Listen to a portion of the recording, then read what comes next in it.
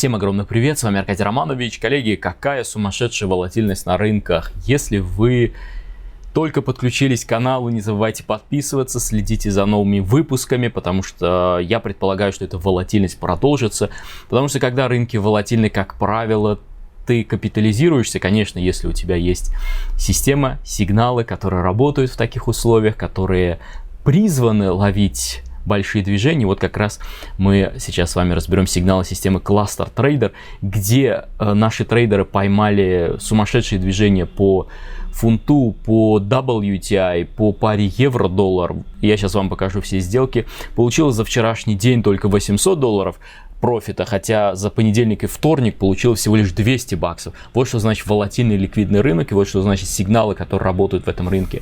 Давайте начнем мы с вами с, даже не знаю, с чего начать. Давайте начнем с лосса, потому что единственный полный лосс имеется в виду зашел и стоп-лосс.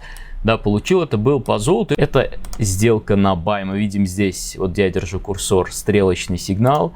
Мы видим паттерн, рынок протестировал уровень и затем пробил максимум вот этого паттерна. Вот на этом баре, на этой свече я вошел. И мы видим, рынок попытался уйти, покрутился, бум, обратно и снова ушел в неопределенность, во флэт, хотя потом вроде пытался снова двигаться и снова вернулся. В общем, очень-очень такой сложный рынок золота. Это единственный инструмент, который, как ни странно, вообще не шевелился. Здесь получилось минус 70 пунктов. Итого суммарно 140 пунктов. Объем 0.1 лот, минус $140. Это единственный полный лосс за вчерашний день. И давайте перейдем теперь к фунту или давайте к евро, потому что по евро вообще мы с трейдерами, прямо сказать, шпарили сделки в реальном времени. Если вы скептик, либо если вы не участник чата, то я понимаю, сложно представить, как вот, да, так. Не, наверное, что-то там подвох какой-то, да, есть или что-то еще. Кстати, если вы хотите видеть у себя на графике все эти сигналы и участвовать вот в таких волатильных движениях, потому что я предполагаю, что в ближайшие 2-3 месяца эта волатильность сохранится, то ссылка на систему Cluster Trader под этим видео, потому что все эти сигналы как раз рассчитаны на то, что рынок будет двигаться. Так вот, евро-доллар, первая сделка вчерашнего дня я продал здесь. Это классический моментум sell сигнал. Моментум — это когда ты прыгаешь в движение. То есть ты не ждешь, когда будет коррекция, ты прыгаешь в движение. Вот здесь мы пробили уровень, вот этот уровень. Это все автоматически происходит. Пробили уровень. Затем я вижу стрелочный сигнал, затем я вижу дно. И после того, как я увидел дно, вроде дно, да, первая мысль — покупай. Но если мы видим, что до этого был пробит уровень и наблюдается нисходящий тренд, то есть мы видим, или, допустим, наоборот, восходящий, в данной ситуации мы видим нисходящий тренд, то мы ждем пробоя минимума паттерна и нажимаем sell. Здесь на самом деле не идеальный условие, потому что паттерн, видите, какой очень большой, и получается, что и стоп должен быть очень большой, тем самым и тейк должен быть очень большой, вот где тейк, да? Поэтому это не самый такой идеальный сигнал, но тем не менее это сигнал. Я вошел здесь, sell, и взял. Это я закрывал уже позицию вручную, 9 пунктов и 0 пунктов по второй позиции. То есть, еще раз, кто новенький, кто впервые, я торгую двумя объемами, двумя контрактами, двумя позициями. Это одно и то же. То есть, советник, вот это вот устройство рассчитывает в соответствии с заданными параметрами две сделки одинаковым объемом, да, для каждой моей позиции, в зависимости от того, насколько велик стоп, да, и в зависимости от того, какие я настройки задаю, сколько процентов риска. То есть я имею максимальный процент риска на каждую сделку. Это, как правило, 0,2-0,3%, совсем немного. Можно сделать больше, никаких проблем. То есть у меня зафиксирован предельный риск, и дальше я использую динамичный риск-менеджмент. То есть начинается трейлинг стоп, ведь стоп-лосс не всегда здесь находится. Как только цена начинает двигаться в мою сторону, начинает двигаться и мой трейлинг. И с этим связано, что я не получаю полный лосс, если вдруг потом рынок бум разворачивается. Крайне редко бывает такое. Единственное, когда это может быть, я вошел, и рынок в мою сторону вообще не идет, сразу развернулся. Такое происходит редко. Соответственно, при обратном движении я получаю полный лосс, как по золоту, например. Да, хотя там не прям полный был, все равно был небольшой трейлинг стоп. То есть вот это очень важно, да, использовать фиксированные риски, максимальный процент риска на сделку. Больше чего вы точно не потеряете при самых худших условиях, да, раскладах. При самых лучших раскладах вы заработаете большой профит, при самых таких, ну, когда рынок вроде пошел, вроде нет, ну, останешься в нуле, либо с небольшим профитом. Вот основная задача использования и фиксированного, и динамичного риск-менеджмента для меня. Хотя риск-менеджментов существует очень много разных подходов, техник, но одно остается неизменным. Если вы торгуете двумя объемами, двумя контрактами, двумя позициями, то есть одновременно открываете две сделки, то при достижении первой позиции вторая должна быть в нуле. Вот это вот самое базовое правило. И у меня, как правило, если первая позиция достигнута, ну, с помощью советника, никогда вручную я закрываю, то, естественно, и вторая позиция около нуля болтается, то есть уже защищена, да, от лоссов, чтобы не получить лосс по второй, тогда, ну, смысла как бы нет, да, по первой заработал, по второй лосс, итого 0, да. Когда по первой заработал, вторая уже в нуле, то есть ты по-любому закрылся в прибыли, а если даже цена развернулась. Соответственно, я здесь продал таргет, ну, таргет имеется в виду, вручную закрыл позицию, затем снова здесь sell, и вот это тот сигнал, который приносит основные деньги последнее время. Вот за ту неделю я делал обзор, получилось $2300 по ротации бара. На этой неделе я предполагаю, что тоже мы останемся, да, примерно в этом диапазоне. Конечно, все зависит от волатильности, не будем забегать вперед.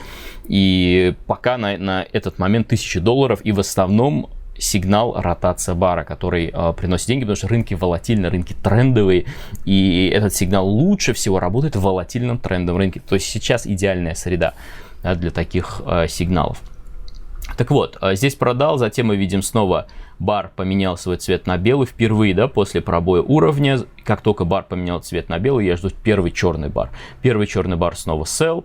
Да, снова здесь я закрываю позиции, но на этот раз по трейлинг стоп-лоссу, ну не я, а советник, потому что есть определенные правила передвижения трейлинг стоп-лосса, плюс 7 здесь.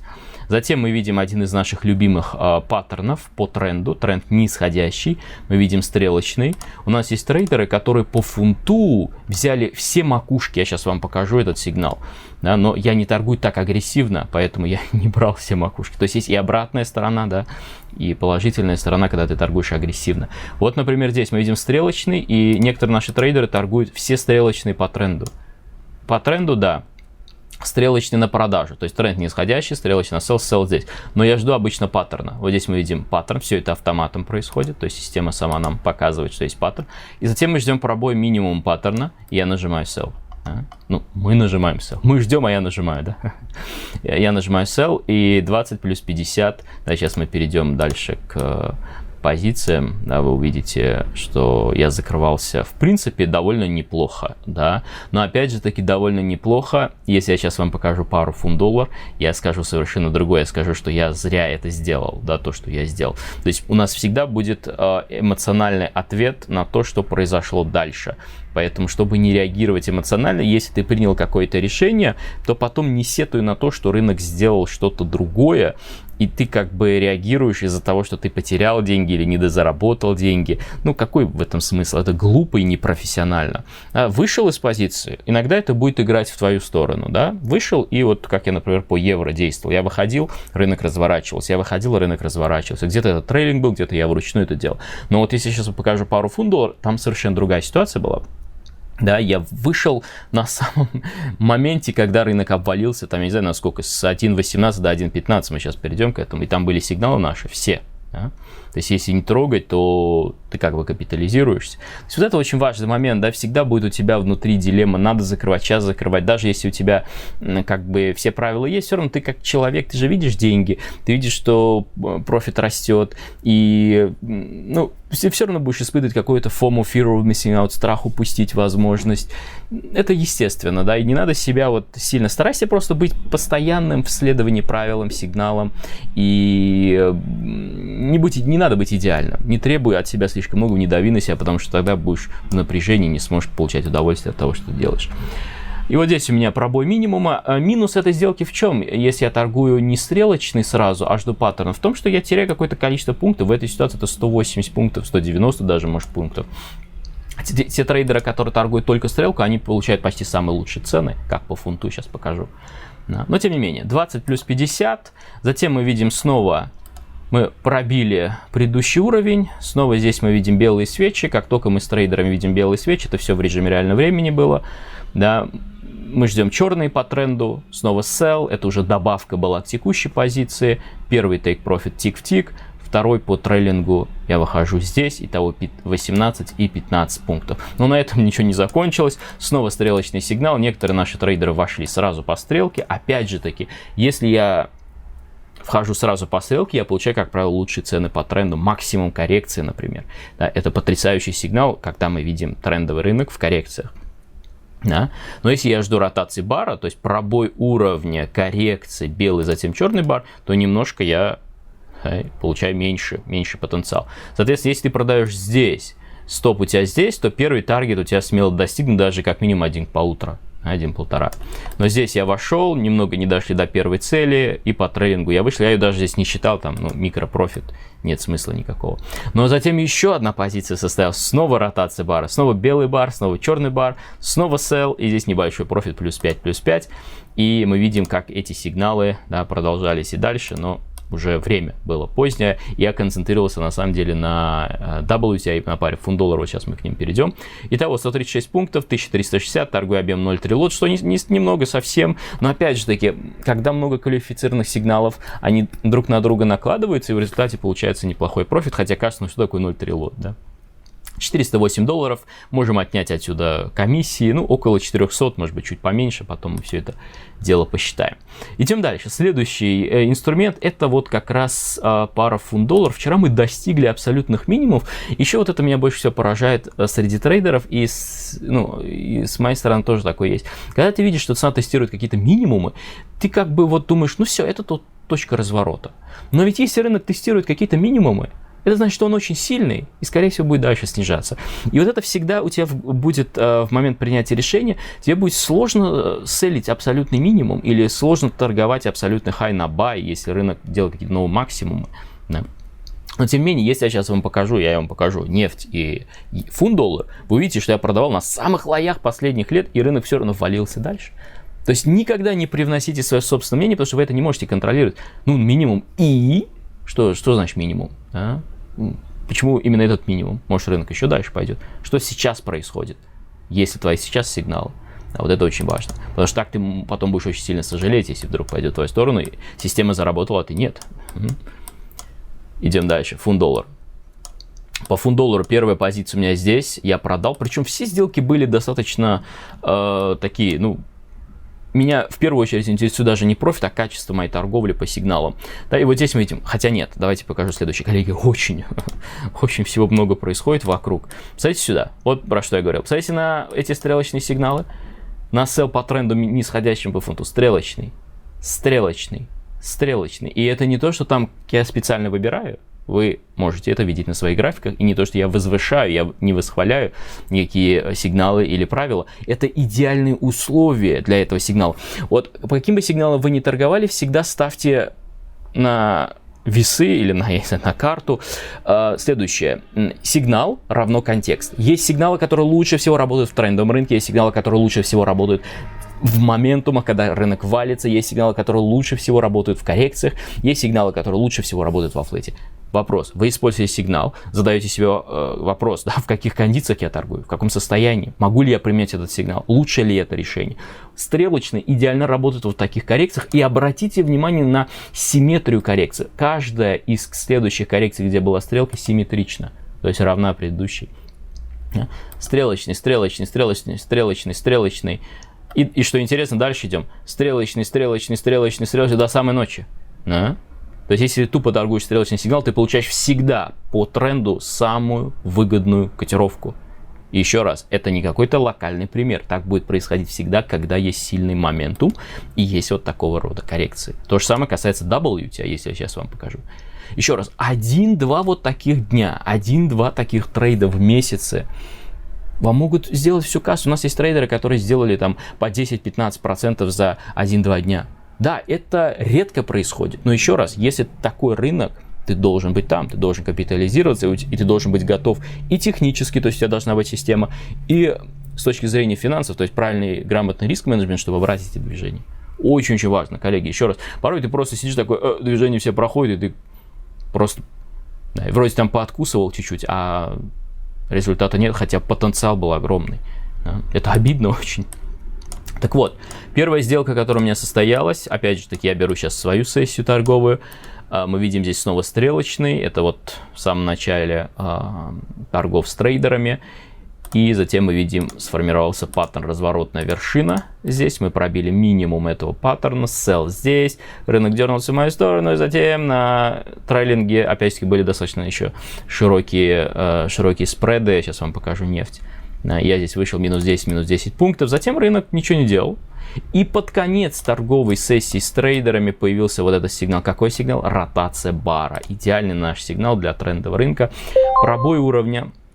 Сила сигнал номер 1. Затем мы видим бары белые после пробоя уровня. Белые, но мы знаем, что тренд нисходящий. Мы ждем черный бар sell. Здесь я вхожу в продажу и получаю первый тейк здесь, второй тейк. Вот здесь как раз я хотел вот этот момент отметить. Я начал вручную двигать. Испугался, что как бы деньги идут, сейчас развернется, да, и я закрылся вот здесь. Ну, здесь даже, видите, по спреду я закрылся. Да? Я начал двигать, рынок стал восстанавливаться, и когда появился снова черный бар, я уже не сообразил, что надо войти. Да, не то, что не сообразил, я уже просто не готов был к этому. Да? Я немножко так посмотрел, думаю, как спредом, за что?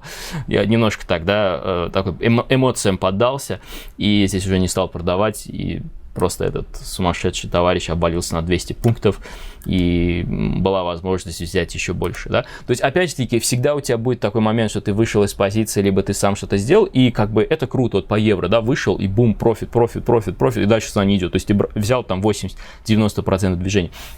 Но будут ситуации, когда ты что-то сделал сам, да, и как бы вышел раньше времени. Ну, как если брать трейлинг стоп, то он где-то вот здесь должен был сработать, вот в этой области. Да. Но ни в коем случае не стоит сожалеть, потому что это ущербное чувство сожаления или там чувство вины. Сделал, никаких проблем. Но еще раз, всегда есть две стороны. И когда я это делаю, я всегда себе говорю: Аркадий, ни в коем случае не сожалей, если ты прав или не прав в том, что ты делаешь. Если ты берешься за это вручную что-то делать. Потому что таких сделок, ну, не часто они бывают, такие сумасшедшие движения, но если они будут, еще поймаешь, ничего страшного. То есть не культивируйте в себе вот это чувство, не развивайте в себе вот это чувство негодования, потому что люди более склонны к негативу, к токсичности, нежели наоборот к созиданию и к позитиву. И прилипает негатив быстрее, чем прилипает позитив. То же самое в трейдинге, ты больше замечаешь негативные моменты, свои собственные там сигналов и так далее, нежели позитивные. Это естественно. Да, они тебя больше твое внимание привлекает, но попробуй переключить внимание на то, как это все со стороны происходит. То есть осознанно подходить к процессу. А что если вдруг, если я двигаюсь сам вручную, я выйду, буду я сожалеть? То есть задавайте себе эти вопросы, представляйте себе эту картину, что если вас выбивает, вы не должны сожалеть тогда. Но если вы как бы передвигаете, и потом цена пошла в вашу сторону, вы сожалеете, а в каких-то ситуациях передвигаете и выходите четко вровень с рынком, да, условно, и цена разворачивается, и вы не сожалеете, ну, это как бы как-то вот, ну, непонятно почему, потому что всегда же есть две стороны, да, и это глупо, да. Понятно, что в реальном времени, когда все происходит, там, это минутные графики, и все очень быстро, да, вот я, например, вчера не сориентировался здесь, я прям помню свое чувство, я выхожу здесь такой, и думаю, Чё ж надо было держать же, да, и он пошел дальше, и все. Но потом была еще одна сделка, это тоже стрелочная слабая вершина, sell 55 пунктов, такой быстрый достаточно take profit, здесь это тоже наш идеальный сигнал, потом снова был, я уже здесь не участвовал, там уже поздновато было, потом снова стрелочный, на buy, на sell, и против тренда, посмотрите, здесь стрелочный, да, то есть еще раз, если условия благоприятны, это потрясающий шанс капитализироваться и делать бабки. Когда условия неблагоприятны, все, что ты можешь делать, это контролировать риски. Я всегда трейдерам говорю, когда рынки спят, старайтесь контролировать риски, не терять деньги. Как только рынки проснутся, вы будете делать деньги, потому что все сигналы на это заточены. На то, чтобы ловить стартовые движения, резкие всплески, ротация бара в помощь. Это один из мощных сигналов. Даже сейчас я вот записываю для вас видео утром в европейскую сессию. Мы видим с утра первый сигнал, но уже на бай, пробой уровня. Видим коррекцию, черный бар, белый бар. Да, и посмотрите, какой сумасшедший момент в 50 пунктов. Да. Если ты используешь трейлинг стоп, ты по-прежнему будешь в сделке. Okay. Очень-очень важно, коллеги, еще раз я обращаю ваше внимание на возможности, которые появляются. Если ты не в то время, не в том месте, ну как бы ты все в пролете. Да. И заключительный инструмент. Я забыл сказать, сколько там получилось. По фунту немного получилось, на самом деле. По евро я вам говорил, да, 400, а по фунту немного получилось. Сейчас найду, где-то я здесь рисовал. 185 пунктов, 1850 умножить на 0,2, объем был чуть поменьше, чем по евро, плюс $370 по британцу. Ну, мы отнимем здесь комиссию, у меня там еще один безубыточный трейд был. Итого получим, 350 баксов примерно, да, потому что объем небольшой, комиссии меньше, $350 здесь. Да. И идем дальше. Заключительный инструмент. Заключительный инструмент — это как раз нефть. Здесь самое интересное, нефть вчера достигла абсолютных минимумов. Это минимумы в районе были 21. Да, очень низкое значение. И когда цена там стоит на отметке там 30, ты думаешь, ну как бы это уже дешево, лоу, наверное, не надо селить, надо покупать. Но еще раз, если рынок делает новый лоу, скорее всего, будет еще новый лоу у рынка. Есть такая тенденция обновлять низы. Рынки редко разворачиваются сразу. Такое бывает, но такое происходит не часто. Обычно этому предшествует либо консолидация, либо, если это резкий разворот, огромная V-образная форма. Это тоже паттерн разворота. А мы трейдерам даем в методичке паттерны контекста, которые графически помогают определить состояние рынка, да, особенно разворот рынка. Потому что мы стараемся все-таки торговать в направлении рынка, но не торговать, когда точка разворота близка. И что вот здесь важно, я хочу отметить этот момент, да, не торговать у экстремальных уровней волатильности. Если я сейчас перейду на час, вы увидите эти уровни. Вот здесь, видите, у меня написано не покупать и не продавать вот здесь. То есть, если рынок дошел до этих экстремальных зон, лучше не входить по тренду, потому что чаще всего отсюда будет выстрел.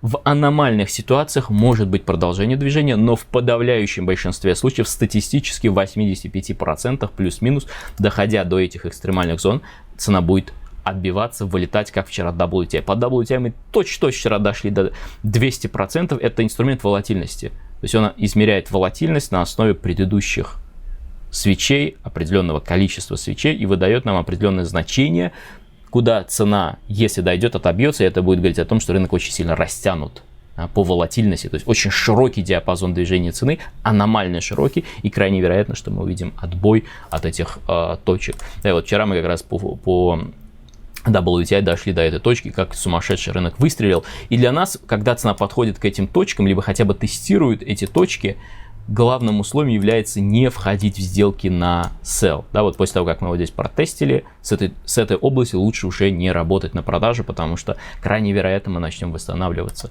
Да, еще раз, в 85% случаев это очень-очень вероятный, сигнал или уровень, как угодно можно называть. Ладно, давайте к сделкам теперь. Просто очень много всего происходит на рынках и очень много информации, которая вот с полей прям, да, живая, с закрытого чата, закрытой онлайн-торговли, потому что мы с трейдерами торгуем в прямом эфире. И вот здесь первый сигнал у меня был стрелочный, вершина, я продал.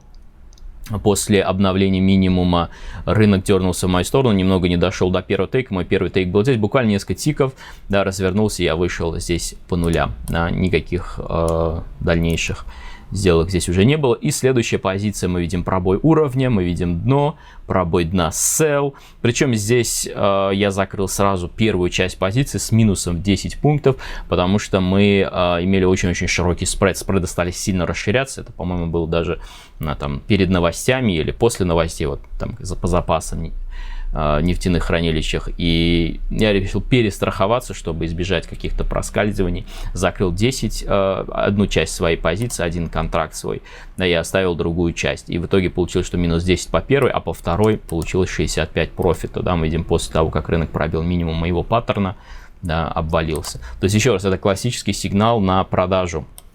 Когда мы с трейдерами торгуем, это в реальном времени, вот здесь. Пробой уровня, первое условие. Затем мы видим стрелочный против этого пробоя, мы видим дно, мы ждем обновления минимума дна, это образует 4 условия на вход в рынок. И это все сигналы, которые вот сейчас я вам показываю, они есть в методичке. Там также они пошагово описаны. Первое, второе, третье пробой уровня, стрелочный, дно, пробой дна, sell, стоп уходит за high паттерна, да, и, соответственно, первый таргет должен был быть здесь, да, где-то, ну, есть по соотношению, но я вышел раньше, чтобы немножко, да, сгладить вот эти риски возможные и так далее. Но, тем не менее, да, трейд состоялся, отлично. Я еще забыл указать, я прошу прощения, это моя ошибка, вот только сейчас вспоминаю по ходу, потому что трейдов вчера было очень много. Я продал еще здесь по WTI, первую часть я закрыл практически сразу, да, тоже подстраховался, потому что, опять же таки, спреды широкие, такая, обстановка не идеальная была на рынке, но, опять же таки, это все-таки такой больше эмоциональный момент, я должен сказать, да, и затем я вышел вот здесь на белом баре, и здесь был лосс, я не указал, 15 пунктов. Минус 15 мы сейчас отметим там в нашей статистике. То есть здесь минус 15. Затем я продал, опять же таки, по ротации бара. Пробой уровня, коррекция, ротация бара, sell. Да, первый take profit. Причем было какое-то проскальзывание жуткое. Да, take должен был быть здесь, а закрылся здесь. Но это хорошее, положительное проскальзывание, потому что бывает и в отрицательную сторону. Но тем не менее, да, и здесь я сделал даже больше, чем 1 к 1. И второй по трейдингу я вышел здесь 55,5 пунктов профита. И затем снова я продал здесь говорю, WTI, мы снова видим, да, импульсное движение, коррекция. Здесь я не успел по ротации бара, я продал здесь, вошел на сел, и посмотрите, каким-то боком рынок резко восстановился, я вышел здесь, и сумасшедший момент, причем потом был сигнал на сел, но я не увидел этот вариант для входа. То есть пробой уровня, коррекция, ротация бара.